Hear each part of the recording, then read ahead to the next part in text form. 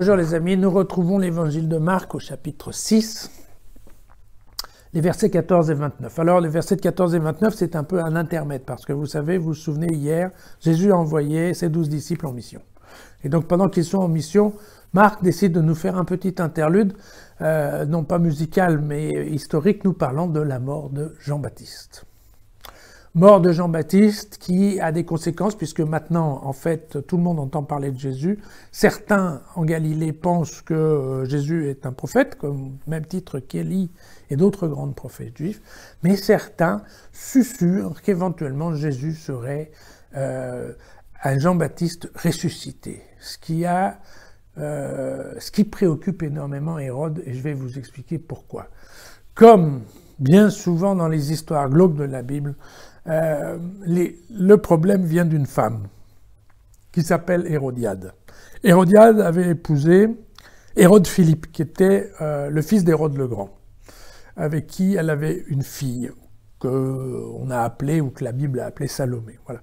Alors évidemment, c'est une bonne idée qu'a eue Hérodiade, puisqu'elle l'a plaqué, Hérode Philippe, pour aller vivre avec son frère, qui s'appelle Hérode, mais Hérode Antipas, voilà, son demi-frère peut-être. Et Hérode Antipas était gouverneur au Tétrarque en Galilée, voilà.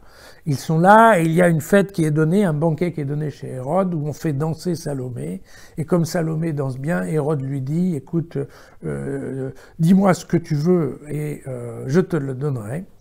Et bien entendu, en fait, Salomé ne sait pas quoi répondre, elle demande à sa mère, et sa mère lui dit tout de suite, demande la tête de Jean-Baptiste. Pourquoi? Parce que Jean-Baptiste, qu'Hérode appréciait d'une certaine manière, parce que Jean-Baptiste savait beaucoup de choses, il parlait très bien, il était de bon conseil, mais Jean-Baptiste avait un énorme défaut, c'est qu'il passait sa vie à dire à Hérode et à Hérodiade, non, ça va pas, il disait à Hérode, tu peux pas vivre avec la femme de ton frère. Ça va pas. S'il était mort, peut-être, mais comme il n'est pas mort, tu n'as pas le droit de piquer la femme de ton frère. Et voilà, et Jean-Baptiste n'en démordait pas. Et bon, et bien évidemment, ça a agacé prodigieusement Hérode, qui l'avait collé en tôle. Et quand Hérodiade vient en lui disant, ben non, moi je veux la tête de Jean-Baptiste, évidemment Hérode est ennuyé, mais globalement, comme il a promis qu'il donnerait n'importe quoi, eh bien, voilà. C'est fait, aussitôt dit, aussitôt fait, on va trouver Jean-Baptiste en prison, on lui coupe la tête et on amène la tête sur un plateau d'argent. Vous savez que cette histoire-là a donné lieu à de nombreux tableaux.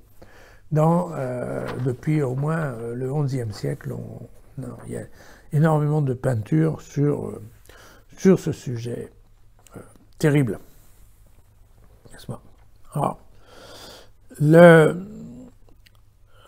c'est un sujet assez glauque, n'est-ce pas? C'est une histoire... on n'est pas très à l'aise quand on entend ça. On tombe dans ces films où on imagine facilement le roi, la suite et la débauche. Bon. Ce qui se passe, et ce que nous dit en fait Marc dans cette histoire-là, c'est que Jean a toujours été le fidèle cousin de Jésus et qu'il a toujours été devant. Il a toujours été avant concernant la naissance, il a été avant sur les chemins et il a été en avant dans la mort violente. Voilà.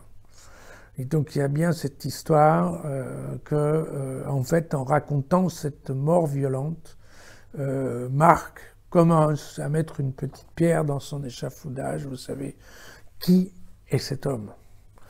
Et donc, on va s'apercevoir petit à petit qu'en effet, il y a un parallèle entre lui et Jean. Voilà.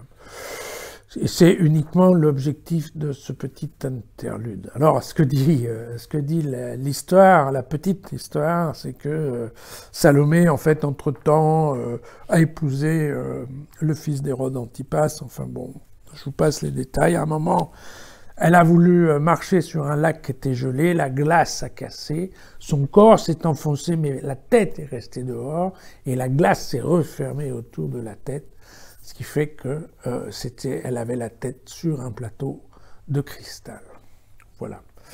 plutôt que quand on commence glauque, on continue glauque. Si cette histoire vous a plu, lisez l'original dans jésusfacile.com et à demain.